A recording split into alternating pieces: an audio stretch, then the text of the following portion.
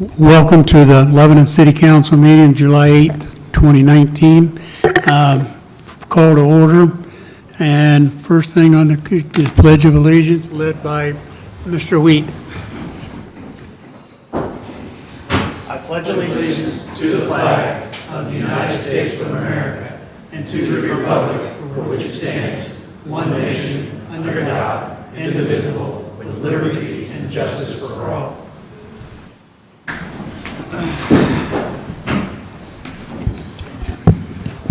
Okay, roll call, please, and then you can make your motion.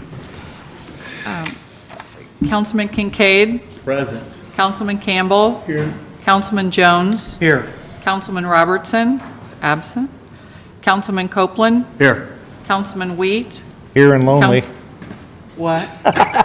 Here and lonely. Councilman Fleming. Present. I'll put that on there. Okay.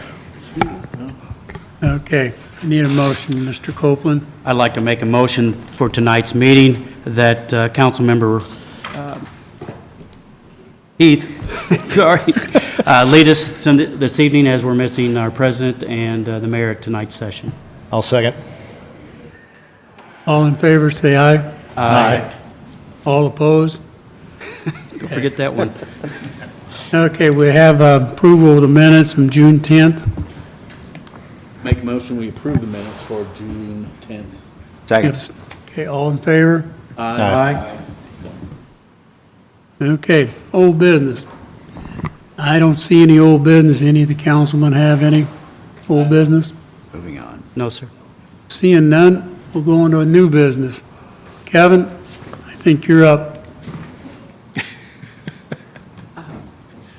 Okay. I think you're doing that, aren't you? CCD at the general fund, or are you doing it? Oh, yeah.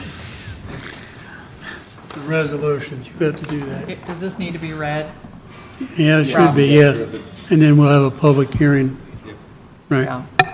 He needs to be put on hold for a minute until we Okay. get to the part where we're explaining it. Okay, probably. hang on, we'll read it to you first. You gonna read it? You want me to go ahead and read it? Let Kev, yeah. Rob, you read the resolution 2019-06. Yes, Council, thank you. This is a resolution for an additional appropriation. As this council knows, as it becomes necessary to appropriate additional funds within the approved budget, as contemplated by Indiana Code, additional money then needs to be appropriated. All appropriations require a public hearing of which this council has served proper notice in accordance with Indiana Code. This resolution 2019-6 is to appropriate funds to LFD for operating and maintenance expenses, to COET for fire hydrants, to planning for consulting services, and to active living for sidewalk cost share projects. The following sums of money are hereby appropriated out of Fund 101, the general fund, in the amount of $112,000. And this resolution shall be in full force and effect upon its adoption. So just to explain the 112,000, 15,000, it's separated into four figures, but they're all from the general fund, and they're all under the 3,000 series, other services and charges. So 15, as they stated, 15,000 was for the fire station operating and maintenance cost. They had a $9,000 unexpected repair to their HV unit, and so that will get them through the rest of the year. $72,000 is for fire hydrants. There was no ordinance put into place, so we paid the higher rate. So we don't have enough to finish out the year. $15,000 is for planning in their professional services line for an outside consulting office that we are paying. Ben can explain that if you want that explanation. And $10,000 is for active living sidewalks. They had a lot of citizens interested in the project, and they don't currently have the funds to support all of the work, and Ben would also be able to explain that. Okay. Kevin? So Kevin's really on the next one. Yeah, I'm really on the next Ben? one. Unless you want I'm to, happy to answer any questions you have or. We'll let Ben, can. we'll let Ben carry the ball. he's on the next one. Right. Yeah. 6. Good evening, council members. We had two of those requests on there. The first was $15,000 for our consulting line.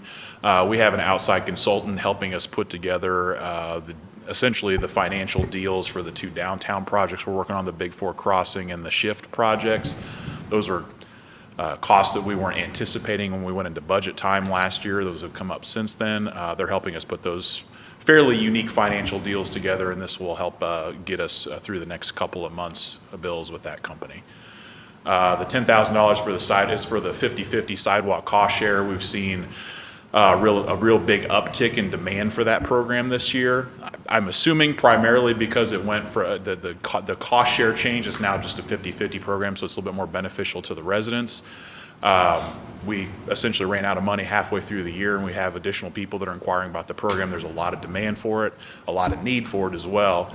I guess my impression or my stance on that from the city's perspective is we're getting sidewalks replaced for half the cost if we had to do it all ourselves. There is a benefit for us to looking at this program as well because the resident is covering half the cost for that sidewalk replacement.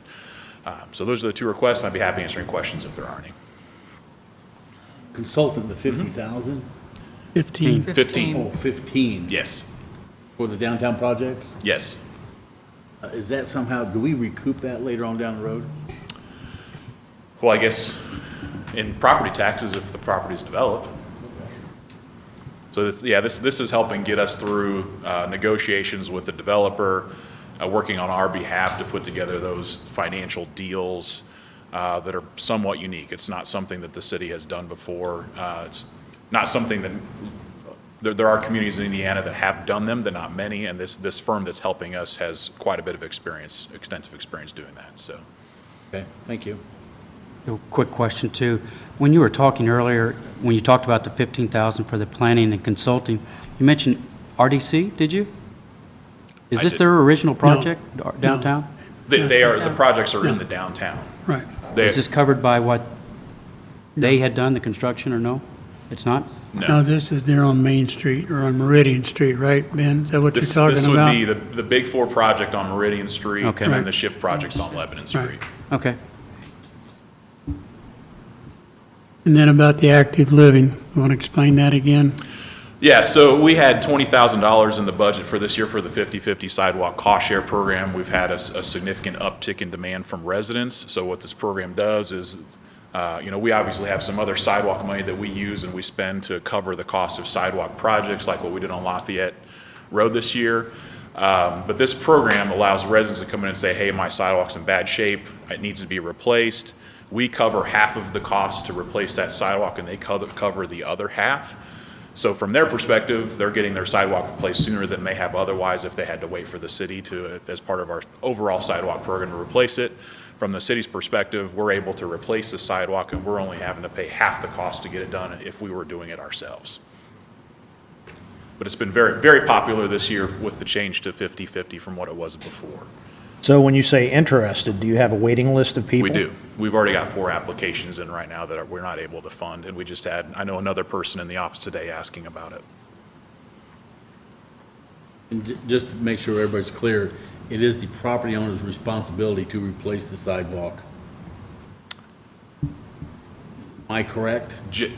In It- general, it- they are the city sidewalks that are in our right of way.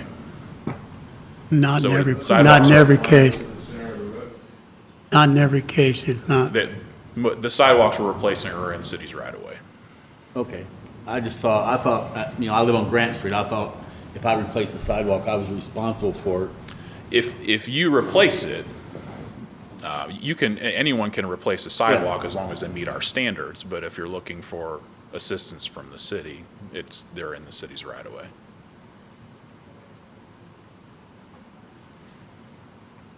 So does anybody know on the LFD thing, if they had a $9,000 unexpected expense, so they're facing a $6,000 maintenance shortfall? They are. Okay. That's not covered by the lit. No, sir. Could This it money be, comes out of COIT. It's the operating and maintenance budget, and they had either I don't have it in front of me, but they started with either 35 or 45,000. And like I said, this 9,000 was unexpected. and they were going to be short whether they had the 9,000 or whether they spent that or not, with utilities, water, gas, et cetera, that we pay out of operating and maintenance. So if we pay this and something else happens, they'll have to come back to us again this year because they'll be tapped out of finances for this? Right.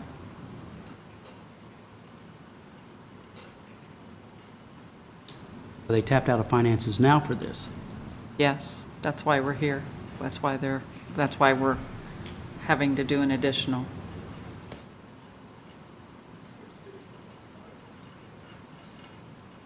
Okay, so we pay for it, where's the money come from now? Out of their general fund. General fund? It's out of the general fund. Okay. So you need a motion? No, we have, Oh, well, he's going to. anyone Yes, else from the eventually. council has something, a question you want to ask, Ben? If not, we'll open up for a public hearing. Anybody in the public out there would like to make a comment? Not seeing any, we'll close the public hearing. No takers. Okay, and then I'll take a I have another motion. question with the Okay. sidewalks. We have budget coming up, Right. week and a half, 2 weeks. Isn't this something we discussed last year and we put in the budget to get this up and going for 2019? Is this something we want to go back to in the budget hearings and discuss for next year to increase it to meet the needs? Or do we want to pay for it now? I will tell you that the proposed budget I've put together includes an increase in the 50/50 for next year from 20 to 30. So Okay. this will be looking, we had 20 this year, looking to ask for an additional 10 to cover the rest of the year, and then we're looking to request 30 for next year.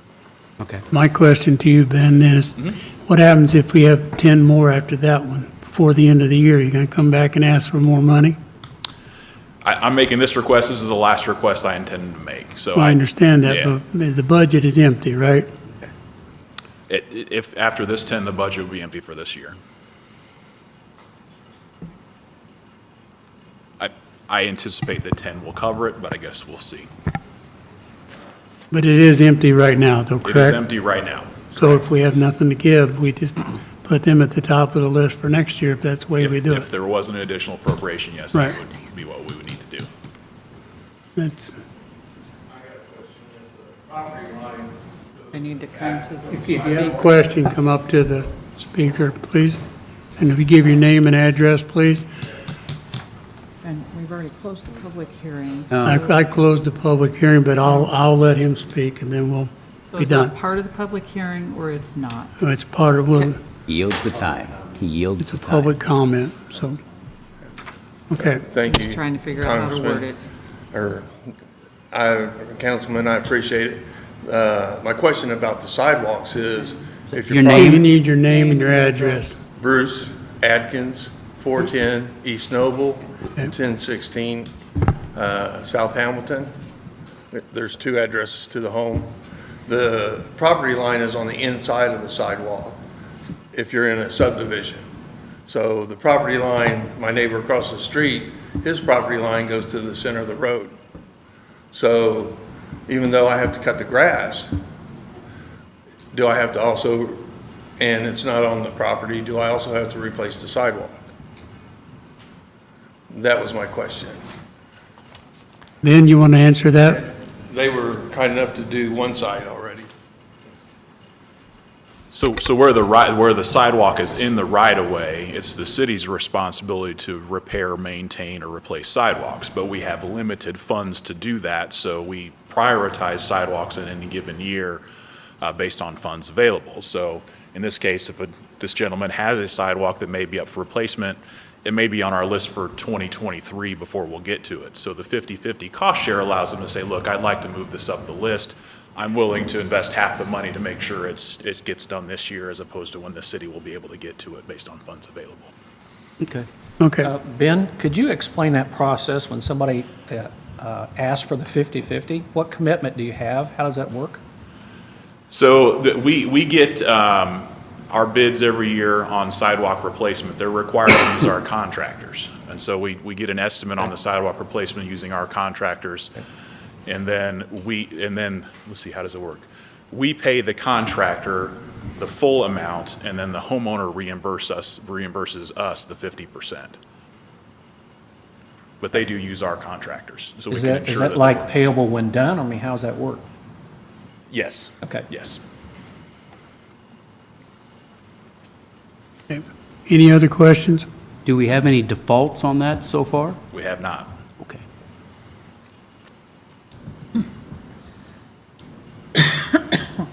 Okay, okay, no more questions on this issue, and then I'll take a motion for Resolution 2019-06. I move to approve Resolution 2019-06. Have a second? Second. Okay, any other? Okay, we've had a motion to pass 2019-06. Have a roll call, please. You call roll, please. Yep.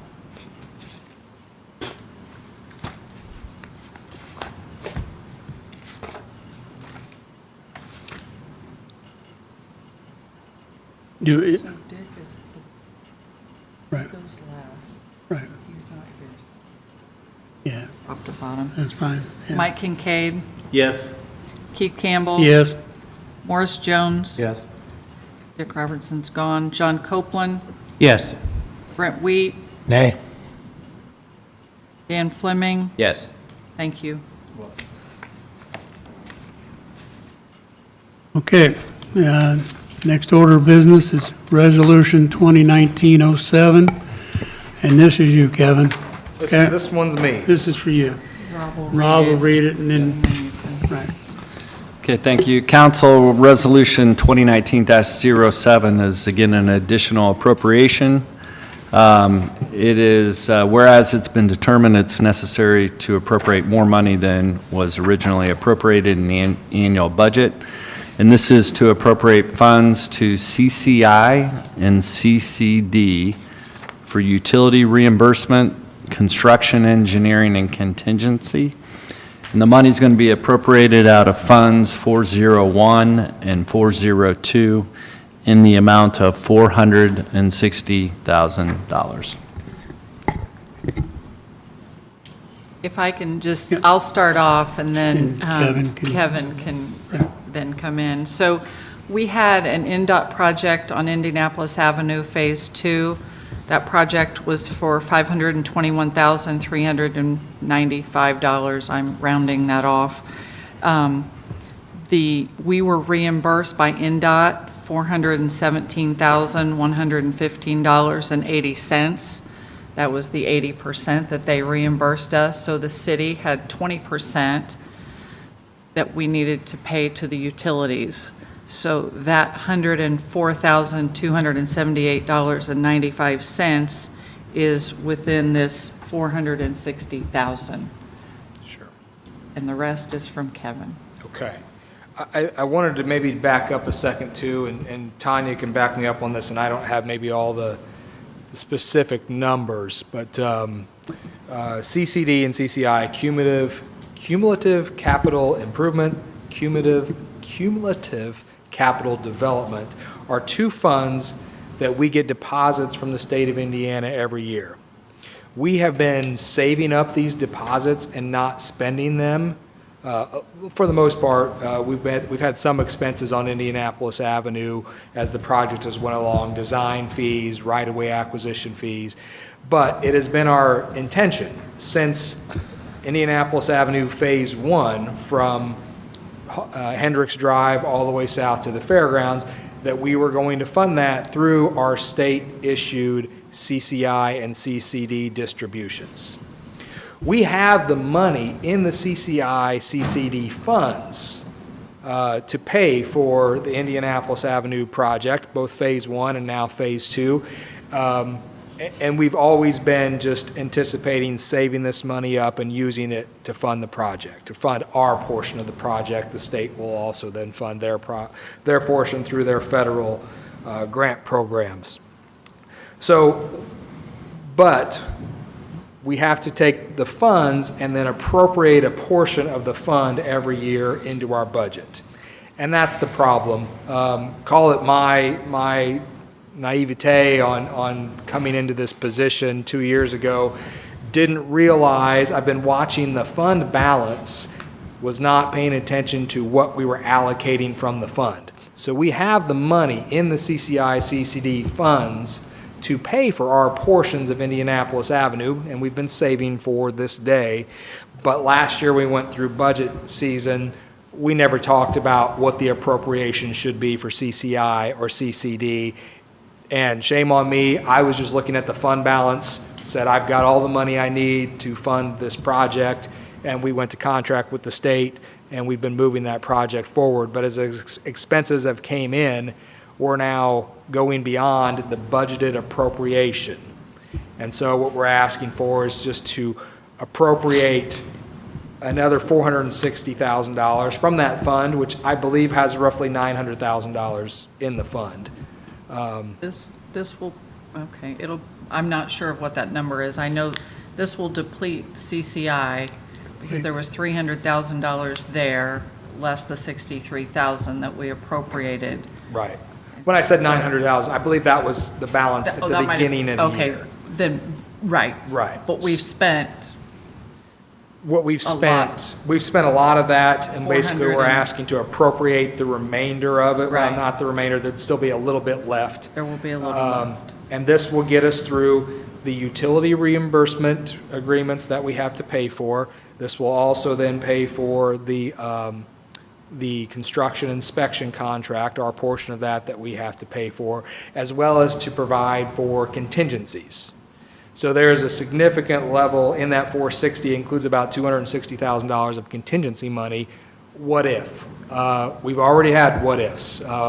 We didn't know there were still railroad tracks buried underneath Indianapolis Avenue. We didn't know that there was a bridge buried under Indianapolis Avenue. These are all things that were unforeseen conditions, below grade, no visible evidence, that have related to costs to the project as well as delays to the project. So what we're asking for is this additional appropriation of $460,000 to cover the remainder of the expenses that we anticipate to finish Indianapolis Avenue Phase 2. And then I would remind you that we've been saving money in this fund. We just made an error, and I'll take responsibility for that, for what we appropriated for the 2019 budget. We should have appropriated the whole thing. It got overlooked at budget season last year. So this is not new money. This is not money coming out of your general fund. This is just appropriating. This is asking for permission, if you will, as a child to a parent. Can I spend the money I've been saving for a few years for this shiny toy I want, which is Indianapolis Avenue? Right, so the city's general fund is just a pass-through mechanism for the money. This never goes not into the- our general fund. General fund. This isn't general fund, this is CCI and Yeah, CCD. but it's a pass-through mechanism. I mean, it has to pass from CCI through the city's general fund? No, Okay. it's no general fund. Okay, all right, No general fund. It's a fund of its own. okay. Well, it's We're two. just One's for okaying the transfer of CCI, money to pay, okay. one's The for budget we CCD. file every year with the state office of, We ask for money from the state, Okay. just like we do the Right. general fund, but then there's a CCI and a CCD. I'm clear. so we tell the state every year what we're going to spend from our various funds. We told them we were going to spend 400 and some thousand. We should have told 475. them we were going to spend, Okay. 475 plus 900 or whatever 460. it is. I got it now. So Okay. it's a complicated So the answer, money's I in the know. fund. But this It's there. is asking you to allocate money that we've been saving for this project. Okay. It just should have been budgeted last year. It and just that should have wouldn't been been- budgeted. Right. Yeah. Wouldn't And even this be was on the sort of, agenda. when Tom Coons left, he was sort of over that part, and then Kevin came in and. Got and lost in the shuffle. and Yeah. I didn't. Tom preached to me several times, don't spend any money out of CCD or CCI. We were That's saving where it. I'm saving for Right. Phase 2. And we didn't. We did. Right. I just didn't realize we Right. had to ask for a larger budgeted Right. appropriation. So, Okay. again, I take responsibility for that. As you probably remember, CCI, CCD is not even a line that we talk about during budget season typically. Right. Next time this comes up, we'll make sure we do, though. Kevin, I have a question. The 460 that we're talking about, 460,000, that's for both the funds, 402 and 401, and that's enough there that you don't have to come back again? Exactly. Okay, That'll cover all the expenses, and like I said, it has about $260,000 of contingency money in there for the next unforeseen condition that we find. Okay, make a note to yourself, right? Yeah. That's not to say those unforeseen conditions, they manifest themselves by the way of change orders Yep. that do come back to the Board of Works for approval should those come up. Okay. Okay. Any other questions from the council? No, sir. Okay. We'll now open up Thank the you. public hearing for public comment. Anyone like to speak on this issue? Not seeing any, we'll close the public hearing, okay? So at this point, I would entertain a motion for the, pass the resolution of 2019-07. I move we pass Resolution 2019-07. Second. Okay. Roll call, please.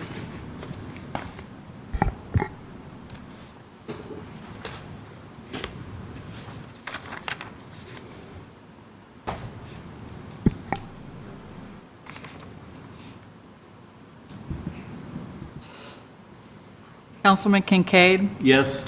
Councilman Campbell, Yes? Councilman Jones, Yes. Councilman Copeland, Yes. Councilman Wheat, Yes. Councilman Fleming. Yes. Thank you. Motion is passed. So, now I think we ready for, are you going to have another thing, Kevin? Park board? Or the park bids or something? Traffic impact fee. Traffic No. impact, okay. Park bids was a earlier Board of Okay. Works item. Traffic impact fees, that's what you should have, right? If it would, I want to give you the Reader's Digest version, okay? I'm sorry, what's The that? Reader's Digest Reader's version. Digest version. I will try my best, but Okay. I do frequently get accused of being long-winded. Accused.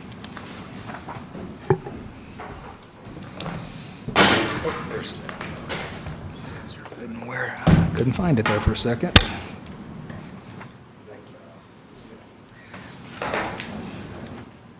Bigger than.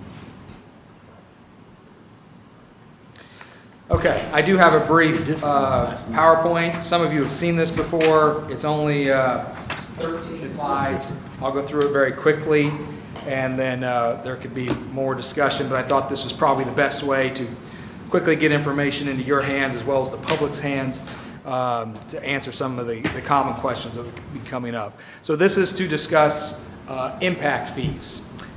Impact fees, as most of you know, under Indiana code, they are defined in Indiana code as a monetary charge imposed on new development by a unit to defray or mitigate the capital costs of infrastructure that is required by, necessitated by, or needed to serve the new development.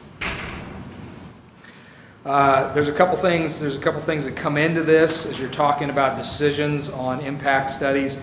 And impact fees is this idea, this rational nexus theory. Again, a couple of points. Development must benefit from the roadway improvements financed by impact fees it pays. Development cannot be held responsible for existing inadequacies of the roadway system. So what are the benefits of road impact fees?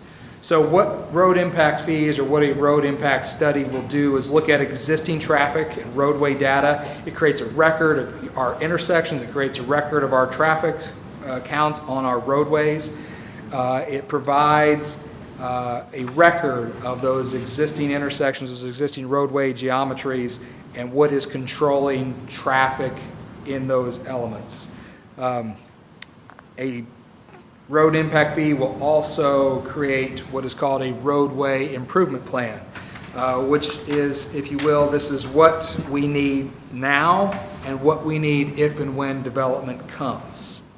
This becomes an independent study.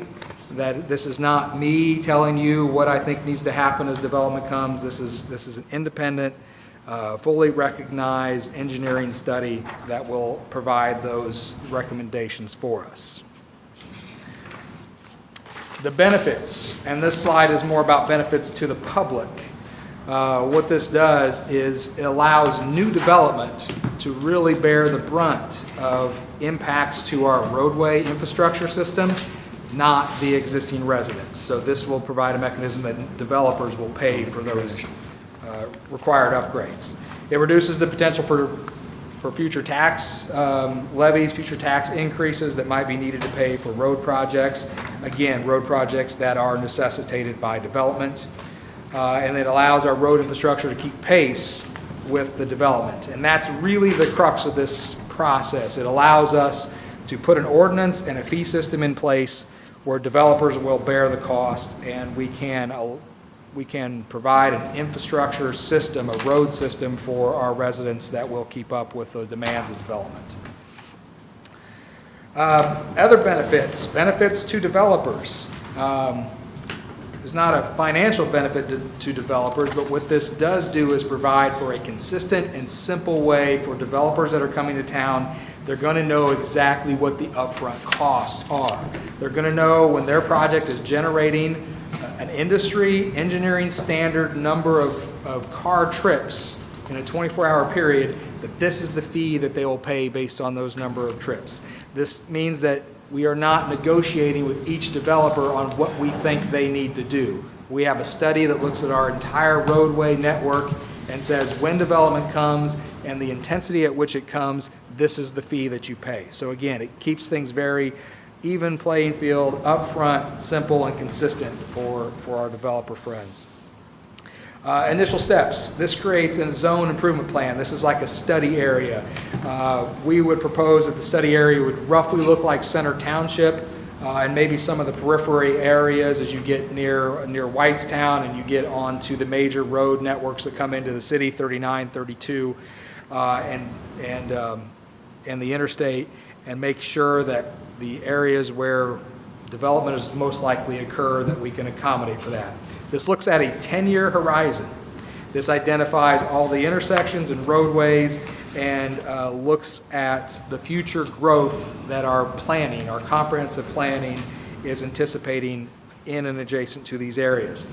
And then we have to talk about defining our level of service, which is just an traffic engineering standard that says what is the level of comfort, the level of threshold on our roadway networks that we want people to experience. Level of service is graded A through F. F is obviously a failing road. That's a completely gridlocked road. A is completely free travel. You don't want A. A is driving on the interstate at 4 in the morning when there's nobody out there but you. You don't need to design roads to accommodate that kind of condition. You typically are actually targeting a C or a D level road is generally recognized as acceptable in the industry. So this will analyze the existing conditions. We collect all traffic volumes. We're going to count every road in the network. We're going to analyze every intersection in the network, and we're going to look at all those existing conditions. And remember, I said this is for impacts to our system. So we have to look at our existing conditions and understand where the flaws are today. Because you can't require a developer to pay for deficiencies in your system today under an impact fee ordinance situation. This is looking at today, where are our problems, and then as things grow, how will the growth necessitate those improvements, but not asking the developers to go back and fix existing problems we already have. Then it analyzes future conditions. So as I said, this is also a planning exercise. We're going to look at all those road networks. We're going to define where the existing problems are. We're going to build a traffic model for that entire impact area. And then we're going to look at parcels that have the potential to develop. How will they develop and what will be the traffic impact on those? And so we can try to analyze what future improvements will be needed based on those future developments. So how do we calculate an impact fee? Basically, what we're talking about is once all that analysis is done, we know where our problems are today, put those aside. We have to figure out other ways to fix those. we look at all the improvements that would be anticipated in a 10-year period if we see the anticipated growth that we're expecting in that 10-year period. And so the cost of those improvements over 10 years is then divided, and we look at incremental improvements based on the number of trips that those projects will generate. You can also build into a road impact fee ordinance the ability to pay yourself back for the road impact fee study. So the first money you can collect can actually go back into whatever fund we designated to pay for the fees for the study. It's based on, as I said, sound science. It's based on the ITE trip generation methodology. ITE stands for the Institute of Transportation Engineers. It's an exciting group of fellows that just devote their lives to figuring out how development will create traffic. You know, they throw great parties. I'm just kidding, not really. But it's all based on a 24-hour trip generation. This is very common. Other communities, a lot of communities in our area have these. These are a couple that I've listed here. City of Noblesville, $240 per trip. Town of Fishers, $237. City of Westfield, $299. Zionsville just started doing this a couple of years ago. Their study actually recommends a higher fee, but they're easing into that. And you have the ability to say, the study may say we need to charge $300, but we can choose to only charge $100 and ease ourselves into this. So once the study would be completed, there would be a road impact fee ordinance that would have to be adopted. 6 months after that ordinance is adopted, we can begin collecting fees. All those fees go into a separate account. We review the impacts and how we're tracking that study annually, and then you update this study every 5 years. Examples. So if you had a $100 impact fee similar to Zionsville, and again, many communities are 2 to 2.5 times that, these are some general projects that you might see come in. So if we have a 200,000 square foot retail development that comes in the door, that's going to generate 6,357 trips in a given day, in a given 24-hour period. So if our impact fee ordinance establishes a $100 impact fee per trip, that means that developer is writing us a check when we approve the project for $635,700. And that will then go into executing the projects that our impact fee study would generate. There's a couple other examples. For time, I won't bother going through each of them individually. So, last slide, I told you I'd try to be brief. A summary of the benefits. This is existing record of our entire inventory. This creates a road improvement plan. What are the projects that we need to do? When do we need to do them? And then it creates a mechanism for new growth and new development to fund those infrastructure projects. And again, creates a level playing field with certainty and consistency for the developers that may be coming to look at Lebanon and the surrounding community. Happy to answer any questions. Sounds good. Any questions from the council? What's the timetable once you start the study and you end the study? Good question. This is a very lengthy and detailed process. As you can imagine, when we take that map and we draw it around Center Township and we have to count every road and we have to analyze every intersection for how it performs today, that takes some time. Traffic counts are only effective when you do them on a Monday through Thursday under normal traffic conditions, which means you don't do it on holidays. You do it when school is in session, so it takes a lot of time to do all that traffic data collection. So typically you wouldn't start this process until August, and you would have to count and analyze as many roads and as many intersections as quickly as you can, because you really only got until mid-November, and then you start getting into holiday seasons and the counts just aren't legitimate anymore. So you spend, a good 5 months collecting data, and so in a perfect world, you do that from August through mid to late November, and then you're basically through the winter months, through late November, December, January, probably about 6 to 8 months. You're analyzing all that data and generating your improvement plan, the projects that would need to come with development. And as I said, we would It would also be a planning exercise as we're finishing up our new comprehensive plan, where we think development will go, what are the most likely timelines for that development, and what are the intensities of that development. Understanding where residential will go, where commercial will go, and creating that overall traffic model that shows as the city grows over the next 10 years, how does that put traffic onto our road networks and where do the improvements need to be. So it's about a 1-year process. And then it's about 18 months if you consider by the time you adopt an ordinance, it takes 6 months before you can start charging fees.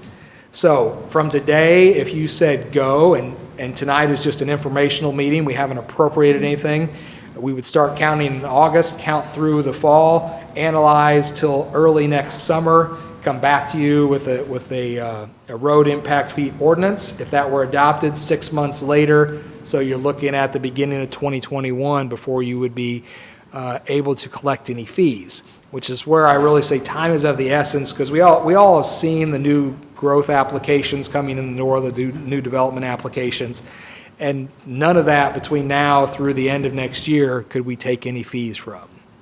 So it's a lengthy, drawn out, very detailed, very analytic driven process, and I would like to, in a perfect world, get started with counting that data come mid-August as soon as the kids go back to school. What's the next step for us? Well, this would be an appropriation request that we would have to make. You would have to fund the engineering study through some form of appropriation. These studies are not cheap. These studies generally cost upwards of $300,000. Initially, you'll probably have 120 to 150 of that would be spent on the data collection, and then basically you've got half of that, 120 to 150 spent on the analysis afterwards. So in theory, we would be wanting to spend, if we could appropriate that, as you see fit, this year, $120,000 to $150,000 on the data collection, and then we could budget for next year to spend the remaining $150,000 on the analysis to get us to this ordinance. So you're going to bring that request at the next meeting? Right. Appropriations, as you all know, require a 10-day notice, so this is not something that we can actually talk about funding tonight. If this is something you would like to move forward with, if that is your interest, level of interest on this, then yeah, we would need to go ahead and notice that there would be a funding appropriation at the next meeting. I have one question. You say developers, they're paying the bill for road improvements. What is a developer? If I build a single-family dwelling on an acre, will I have an impact fee? Yes, you would. Now, you could exempt things like small developments like that so that you're not punishing the person that wants to build a house on an acre, on the periphery of the city limits. Of course, if you're once you're outside the study area, we can't charge any fees. Right. But however we draw that area is the area we have to work with. To put that in perspective, the average house generates 10 trips in a 24-hour period. So if the fee were $100, you're talking about a $1,000 road impact fee that we could charge if we wanted to, but that is something in your ordinance you could exempt certain types of development. Are any of the other cities doing that? I don't know. I would have to research that, but I could find out for you. Okay. Any other questions from the council?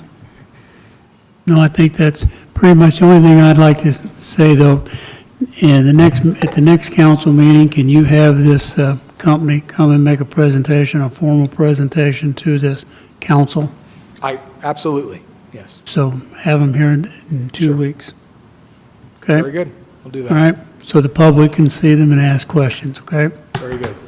All right, thank you. Thank you. Kevin? Okay.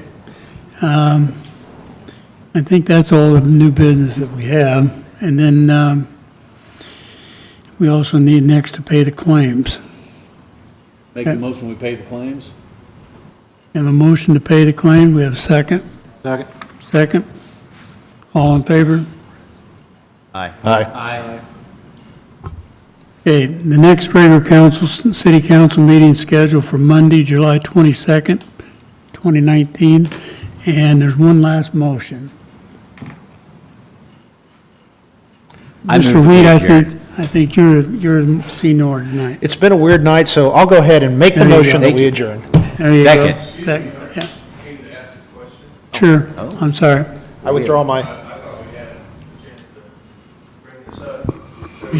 Yeah, Bruce, come on up. There you Yeah. go.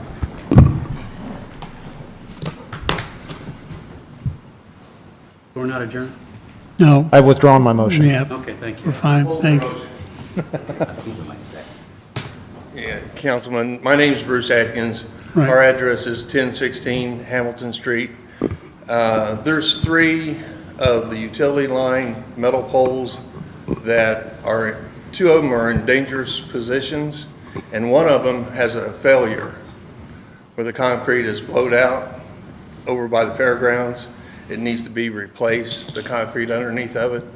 The one that you place right in front of my door is where the children wait for the school bus. It's right outside my front door. Ben and Kevin was nice enough to give me some direction on who to talk to. I've currently talked with Scott Boyles, the president of Spectrum Engineering. He's going to come down and have a meeting and look at the placement of the pole. The children, I built a step out. The pole's actually 15 feet from my front door, or from my step, where the children congregate. But also, the ice fell down off of the arms that was there. Elaine and Jason were in the backyard when the ice came down off of these arms. They thought a car had hit the side of the house. And the vice president, Brian Feller, came from Gaylord and had a meeting with me and said that we had to have signed off on the placement of that pole being that so close to our residence. And we were only given a letter that said that the city was going to cut down 2 of our beautiful trees to make way for the lines. We did not approve. If we had been asked, we would have asked them just put it on the other side of our driveway where children don't stand, where my grandchildren don't walk. It is at my front door and it's 19 feet from my bedroom. If this ice comes down, and it will because it came down over the wintertime, it's hundreds of pounds of ice. If you're pulled up to this intersection at Hamilton and Noble and you're on Hamilton Street, you have a very good chance, if that ice comes down, to not only injure, you could get permanently injured. If a child is sitting on that step, and I've got pictures of it, the base, the child could actually lose his life. I think moving the pole further down on our property or on the other side of the driveway would be a much better placement. And I've already talked with the head engineer, the president of Spectrum. He's coming down. If anybody from the council would like to come down and take a look at it, I'll be free to meet with you and show you. But I do want to show you the pictures, and you can pass these around. This is the one that you have to replace. That's the side of it. And that's at the fairgrounds. I believe Tanya may remember me because I was here for the hot bond meeting. And there was no reason to go ahead and drill test holes. And I believe the council agreed because I saved you a couple $100,000. It's just common sense. If you put a place where a child can sit and wait for a school bus, they're going to sit there. If it's further down in the wintertime, they're not going to sit there. They take cover at our front doorstep, and we turn the light on for them. But the engineer and Gaylord are going to come to you and talk to you about this because it is a poor placement of the metal pole. Plus, they did not use the vibrator until I came home from work, threw my hard hat on, my PPE, went over there and stood and watched what they were doing, putting it right outside my front door. I said, guys, that vibrator over there, you're supposed to put that down in the concrete. they were finished with the pour. There's possible honeycombs all the way down through there, so they picked up the vibrator, put it on the metal sides of the ring for the top, which vibrates it, which makes it look a nice slick finish. But that right there is what you're going to have. You're going to have a failure.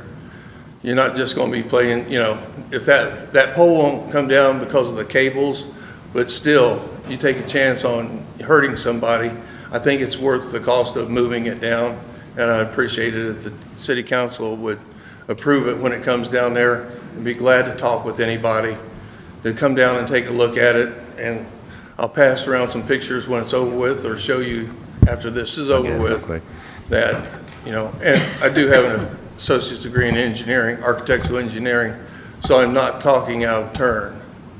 And that's what I believe when Tanya and I spoke for the first time over the hot pond. They wanted to drill a bunch of test wells.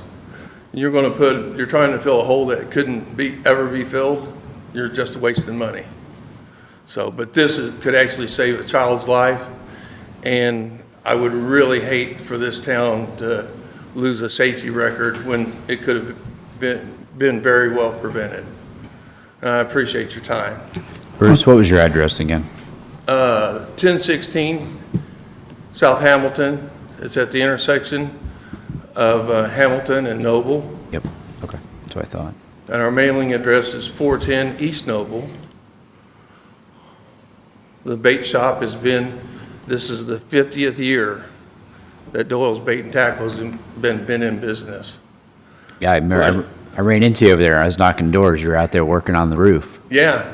So. Dan came by and said, "Hey, is there anything I can do for you?" I said, "I'll let you know, Dan." So Dan, if you could help me Absolutely. with this, because if you're never going to alleviate 100%, but if they can alleviate 98% or 99% of somebody getting hurt or killed, I think it's worth it.